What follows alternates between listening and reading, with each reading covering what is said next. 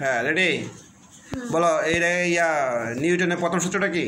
বল প্রয়োগ না করলে স্থির বস্তু স্থিরই থাকবে এবং সমবেগে চলতে থাকা বস্তু সমবেগে চলতে থাকবে। অর্থাৎ তাহলে নিউটনের প্রথম সূত্রটা আমরা বল এবং জড়তার উপরে নির্ভর করে। জড়তা বলতে বোঝায় কোনো বস্তু যদি স্থিতিশীল বস্তু চিরকাল স্থির থাকতে চায় এবং গতিশীল বস্তু কী করে গতিশীল থাকতে চায়, চাওয়ার যে প্রবণতা তাকে আমরা কি বলি? জল বলি, জড়তা বলি নাকি। এখন এই যে নিউটনের প্রথম সূত্র জড়তা এবং বলের উপর নির্ভর করে, কিসের উপর নির্ভর করে? জড়তা এবং বলের উপরে। তাহলে আমরা একটা দেখি একটা স্থিতি জড়তার একটা উদাহরণ দেখি, দাও তো।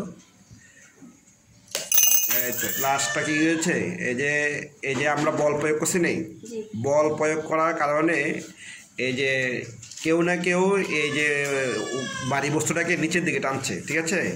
তাহলে ঠিক আমরা দেখলাম বল প্রয়োগ করলাম, তখন আমাদের এই পয়সাটা নিচে পড়ে গেল। এটা স্থিতি জড়তার একটা উদাহরণ। তাহলে এটা নিউটনের প্রথম সূত্রটাকে কি করা যায়? ব্যাখ্যা করা যায়। আমরা এটা ছাড়াও আরেকটা পরীক্ষা করি, পয়সাটা তুলে ফেলো।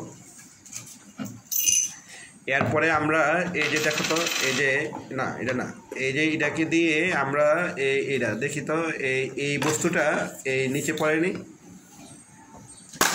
এই দেখো এই কিসের কারণে হয়? জড়তার কারণে। এটা নিউটনের প্রথম সূত্র কি করে হয়? ব্যাখ্যা করা যায়। ক্লিয়ার? বোঝা গেল? জি স্যার। Thank you.